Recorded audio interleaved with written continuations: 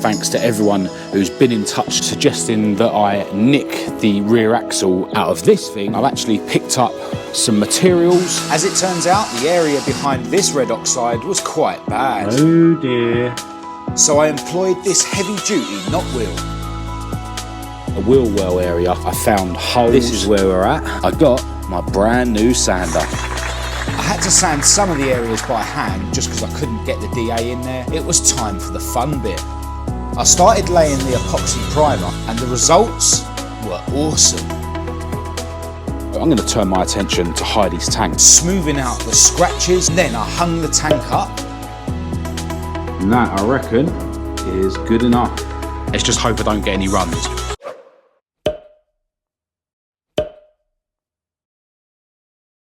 Hello and welcome to this video. I'm Marcus Hayes and today you join me back round here at the garages.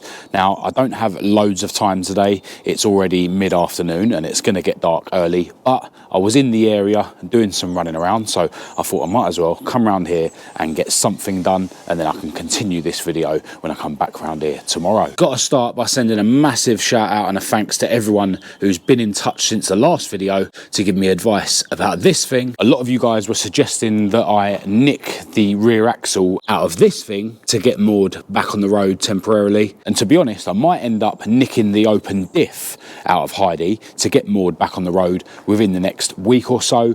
But I think, you know, moving forward, I'm just going to try and find myself a better condition English axle and probably get the LSD rebuilt and then run the uprated shafts because, yeah, I really do think that, you know, Maud's current axle might be bent, which is putting strain on the passenger side half shaft. And at the end of the day, where the axle meets the leaf springs, those saddle bits are dodgy. So she does need a new axle anyway. In this video, I am going to be cracking back on with Heidi and I've actually picked up some materials. Got some panel wipe or degreaser, which I didn't have last time. Got some microfiber cloths and I've picked up a couple of cans of 1K epoxy primer. I think I've already got a couple of cans of this somewhere, and I picked up some satin black spray paint from the same place that I got the epoxy from. This is only a £5 a can in this shop here, if any of you live near there. So yeah, bargain. I've got the satin black spray cans from Halfords before and I think they're probably double the price. But yeah, this is actually to restore Heidi's fuel tank, which I'm probably going to start at some point in this video as well. But yeah, if you saw the last video, you'll know that I made a start prepping the inside of Heidi's boot.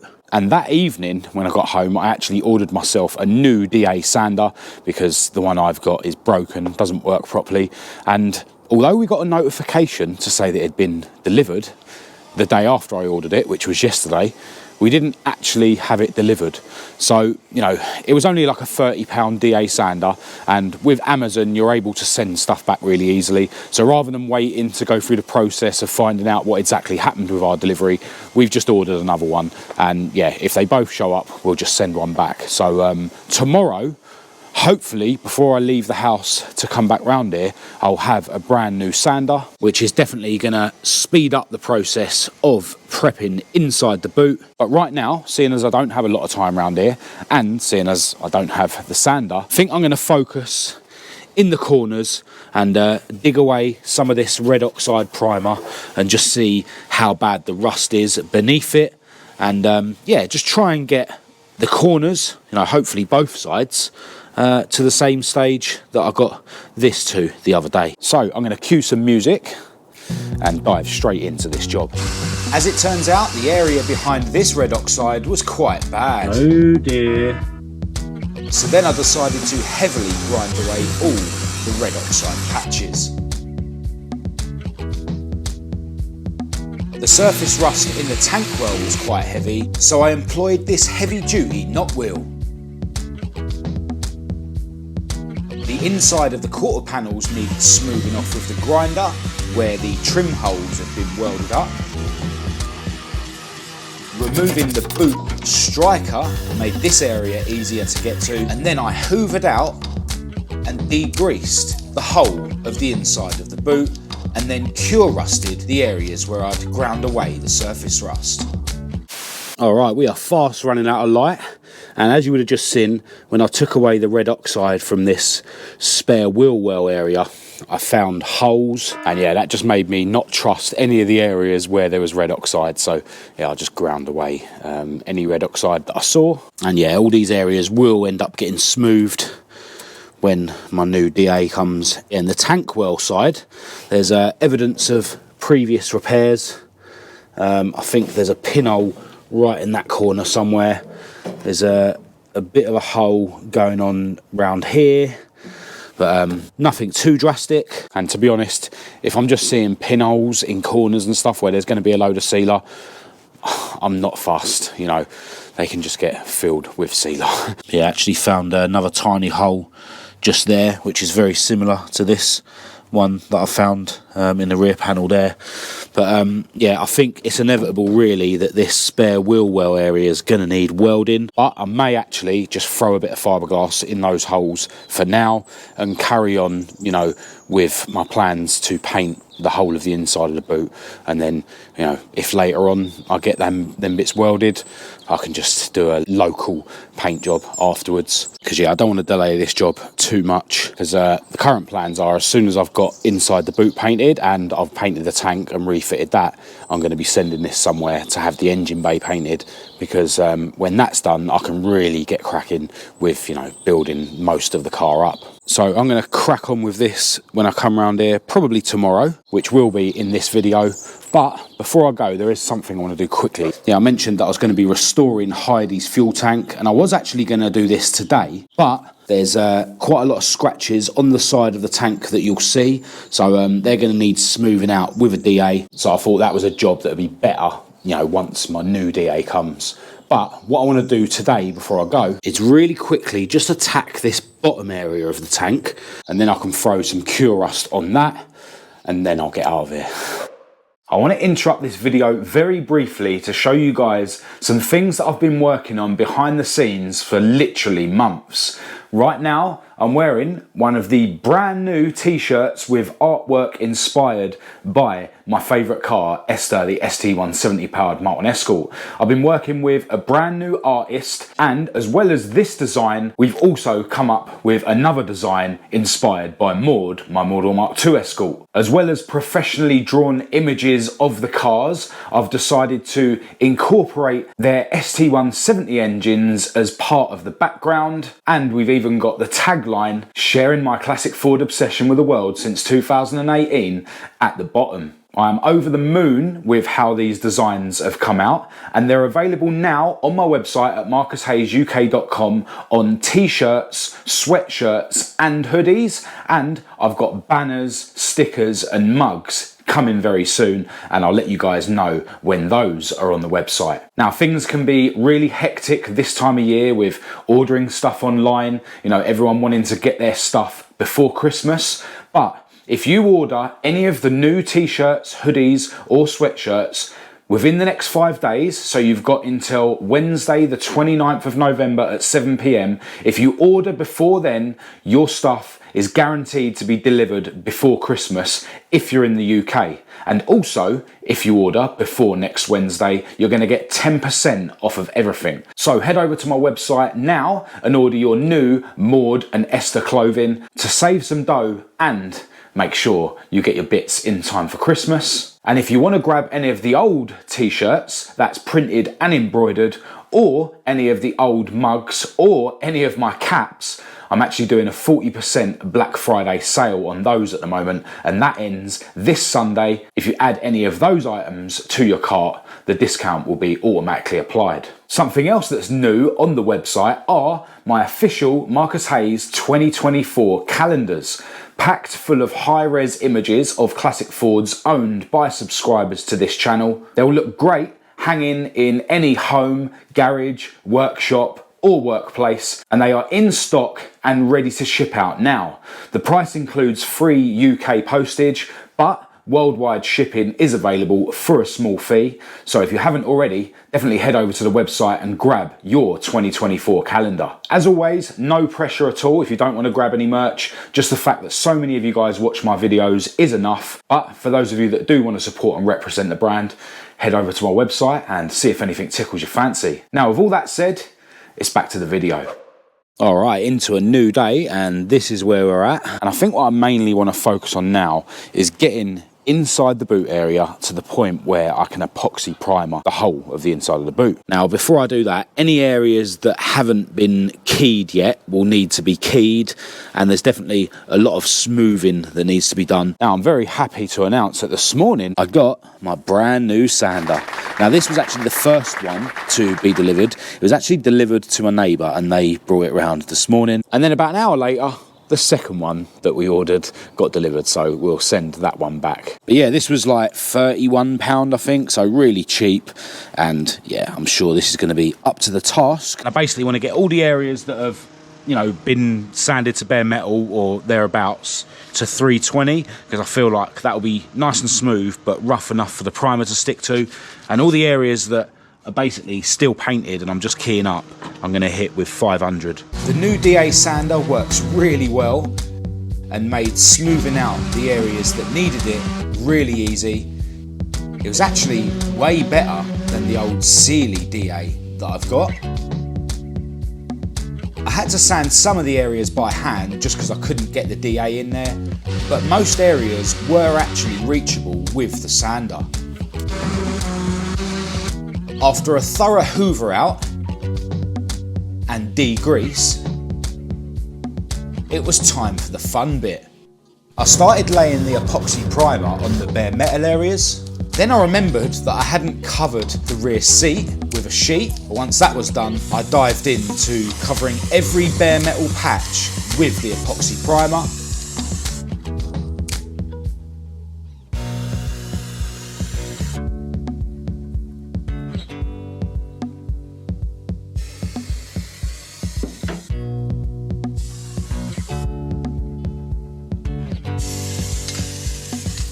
And the results were awesome.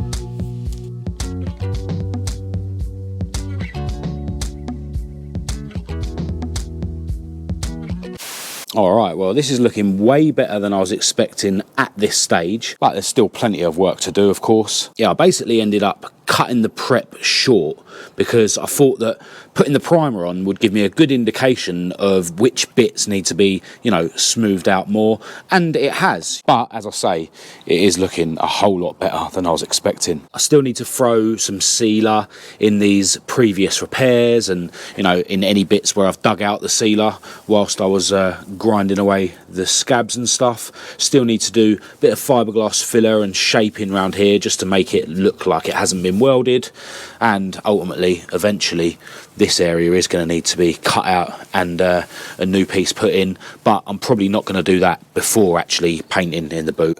I want to crack on with that. Yeah, so I'll come back to that. But yeah, as I say, really happy with how this is looking at the moment. I am going to go over those bits again with another coat of the epoxy primer, but right now I've got a couple of hours left around here, I think, until it gets dark. So I'm going to turn my attention to Heidi's tank, because if I work hard enough, I might actually be able to get that in paint today. All right, so yesterday, before I left the garage, I gave this bit a bit of a tickle and hit it with Curust, as I mentioned in the clip just before I left here yesterday. And yeah, this thing has got loads of manky fuel in it. So the first thing I want to do is actually clean this thing out. I've still got the fit in here where the fuel pipe goes in, obviously, and that's got a little filter on it. That bit should go again, but I will be replacing the fuel hose. And then on the top here, there's a sort of hardline plastic hose which then goes into a metal hose and then back into another hardline bit of hose and then pokes out the rear panel. The actual metal pipe I'm going to get replated, and I've just realised that I only sent one of these clips to the platers. I suppose I could have that one there and then move this one out of sight down here. But yeah, basically this thing's just going to get a quick spray can paint job in satin black, but as I say, I need to clean it out first. Now, whenever I've tried the key on this petrol cap, it doesn't open it. So the petrol cap's either seized, the lock in it, or it's the wrong key. But yeah, it doesn't matter. I can remove these Jubilee clips to get that out of the way. Also need to remove the fuel level sender from the side there. And yeah, then I can clean this thing out and hang it up and then start prepping it. So 7mm socket to undo this Jubilee clip. And yeah, this rubber is toast, but you can get them new. Now I'm sure there's probably some special tool to unscrew these, but I don't have one, so I always just use a hammer and screwdriver. That's actually ruining it. Let's use something a bit more blunt, I think. This might do it. Wow, that is crusty in there, look at that. So yeah, inside of the tank needs a thorough clean, and yeah, at some point I'll give this a clean. I think these are quite delicate, so I definitely need to put this somewhere where it's not going to get disturbed. And I think you can actually test if these are working as well. I think you sort of test for continuity somehow, and then just sort of move the lever up and down and then see if the continuity changes. But yeah, that is manky. Right, so I've got this thinners, brush cleaner stuff that I'm going to use to clean out the inside of the tank. Literally just going to pour it in there, you know, shake it around and then pour it out, obviously into a bucket that will be responsibly disposed of. But yeah, I'll crack on with that off camera, and then we'll hang this tank up and start doing the fun bit. Alright, so I haven't hung the tank up yet, so I think it's going to be a lot easier to do the sanding whilst it's on the floor. So I've covered up all the holes. I've masked up this hole where the sender goes. I've put this fitting back in this hole with a bit of tape around there, and I've masked up these two bits as well. And in terms of the finish on this thing, I'm only going to fuss with the bit that can be seen. When I restored the standard fuel tank on Esther, my Mk2 Escort, you know, way back before she had an alley tank, I spent ages making the whole tank look really good, but you don't see it at all when it's fitted. Literally, all you see is this bit, probably up to there, and, you know, round here a little bit, and, yeah, the top here. And maybe, yeah, that's it. That's literally it. So that's the bit I'm going to focus on. And in fact, if you look at the other side, Ford didn't even put much paint on the other side originally because, yeah, it's not seen. And I think the RSs actually came without any paint on them. They were just in primer, although a lot of people do paint them black because they look better. So I'm basically going to be focusing on getting all these scratches out of this area that will be seen when it's fitted. Going to use the DA sander. I'm certainly not planning to bare metal this tank, but these areas will end up being bare metaled inevitably. Need to get this bit of tape off. It's gone all horrible, but yeah, I can sand that off as well. And yeah, apart from that, the whole thing's just going to get keyed and thoroughly cleaned. And then, yeah, the bare metal bits will get primered, and then the whole tank will just get sandblacked. So I'm hoping that this isn't going to take too long, and I'm hoping that it comes out looking half decent. My new DA sander done an awesome job of smoothing out the scratches on the tank and keying up the rest of it. The side that's not seen when it's fitted got a really quick key, and then I hung the tank up, degreased it thoroughly, and then started hitting it with some etch primer, which gives a nice clean base for the satin black paint to stick to.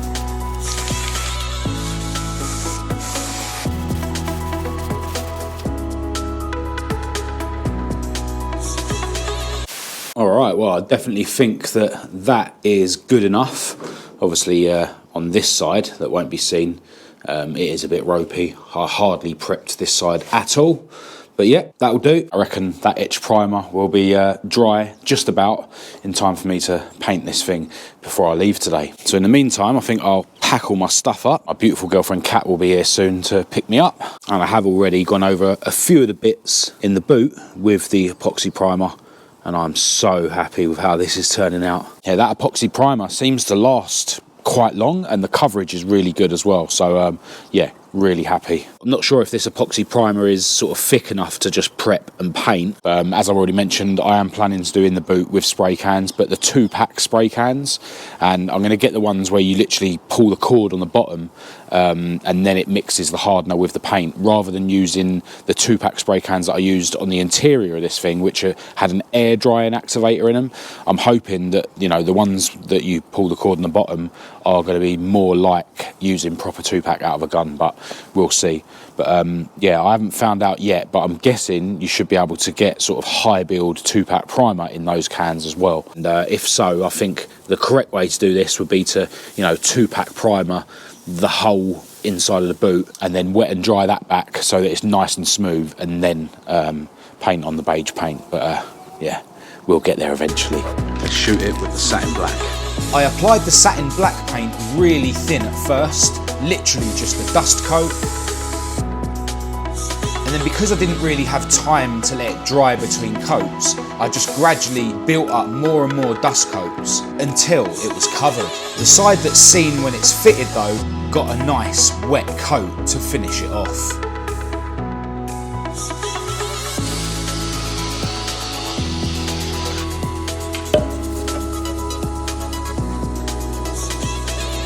And that, I reckon, is good enough. Let's just hope I don't get any runs, because I am pushing it, putting it on that thick when it's this cold and when I've left such a little gap after the dust coat. Hello, so I was planning to do a bit more diagnostics on Esther, my Mk2 Escort, before I end this video, because there's a couple of things that some of you guys suggested I do, and I want to do those little diagnostic things before I speak to the guys at Motorsport Electronics. But yeah, that'll have to wait until the next video, because I want to get this video out for you guys to watch. Now, also, in the next video, I'm definitely going to be diving into making more progress on Heidi. I'm actually really excited about that project again now that I've actually pulled my finger out and started the ball rolling.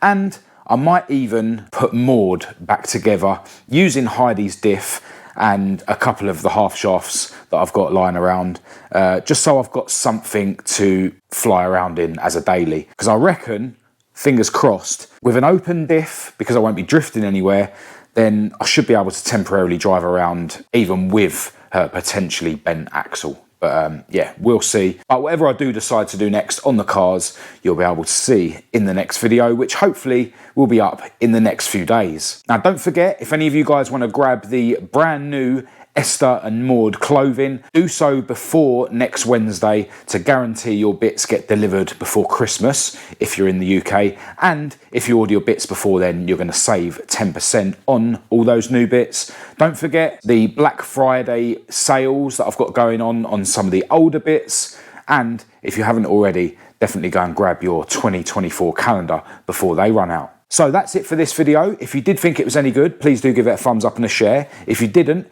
give it a thumbs down. Click subscribe if you're new. Feel free to follow me on Facebook, TikTok and Instagram. Check out my website for merchandise and car parts. Massive thanks to all my Patreons for your ongoing support. Oh, and if you are a Patreon, check out the latest Patreon video, because one of you has won one of the new t-shirts. I'll leave all the links to everything in the description as usual, along with my email address for anyone who wants to contact me. But other than that, until next time, thanks for watching.